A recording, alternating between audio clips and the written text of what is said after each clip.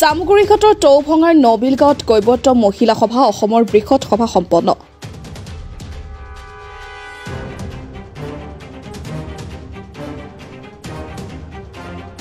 কৈৱৰ্ত মহিলা সভাৰ শোণিতপুৰ জিলাৰ নবিল শাখা সমিতি গঠন।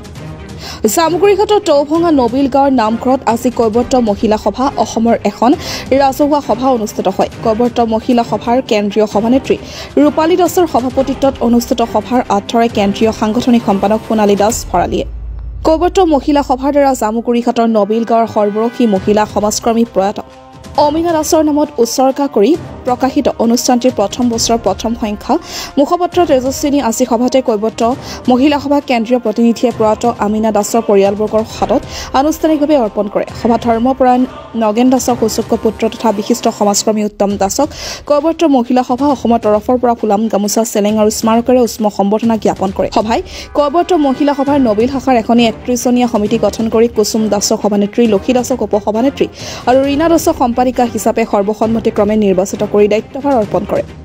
যোৱা ইংৰাজী 2024 চনৰ 29 ডিচেম্বৰ তাৰিখে আমাৰ কৈৱৰ্ত মহিলা সভা অসম নামৰ কৈৱৰ্ত মহিলাসকলৰ মাজত এটি সংগঠন গঠন কৰা হয়। তাৰ সমান্তৰালকৈ আমি 18খন জিলা কমিটিসমূহ গঠন কৰিছোঁ, শাখা আৰু আঞ্চলিক সমিতিও গঠন কৰিছোঁ। সেই অনুপাতে আমি আহি শোণিতপুৰ জিলাৰ জামুগুৰি নবিল গাঁৱত আমি শাখা কমিটি গঠন কৰিবৰ কাৰণে আমি এই নবিল গাঁৱৰ সৰু নামঘৰত আহি আমি উপস্থিত হৈছোঁহি।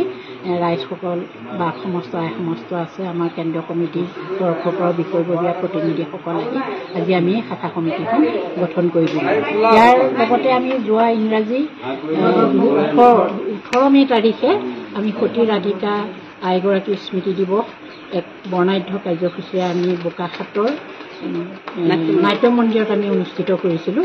সেই নাট্য মন্দিৰত আমি যিভাগ অনুষ্ঠান অনুষ্ঠিত কৰিছিলোঁ, তাত আমি আমাৰ কৈৱৰ্ত মহিলা সভা অসমৰ প্ৰথম বছৰৰ প্ৰথম সংখ্যা মুখপত্ৰ আমি তেজস্বিনী উন্মোচন কৰিছিলোঁ।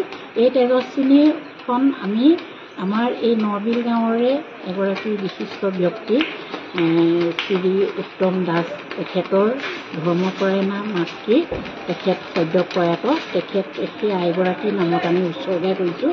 তেখেতক আমি বিশিষ্ট অতিথি হিচাপে আমন্ত্ৰণ জনাইছিলোঁ। এভাগ পালনাম থকাৰ কাৰণে তেখেত যাব নোৱাৰিলে।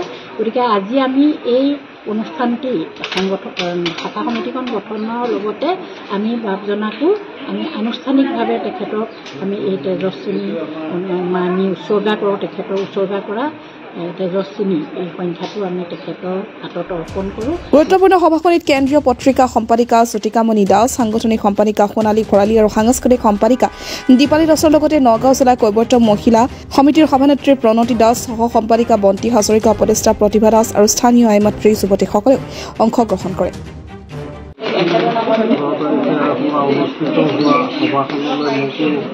নিমন্ত্ৰণ জনাইছিলে, কিন্তু মই আমাৰ মহান পালনাম ভাগ থকাৰ কাৰণে মই যাব নোৱাৰিলোঁ।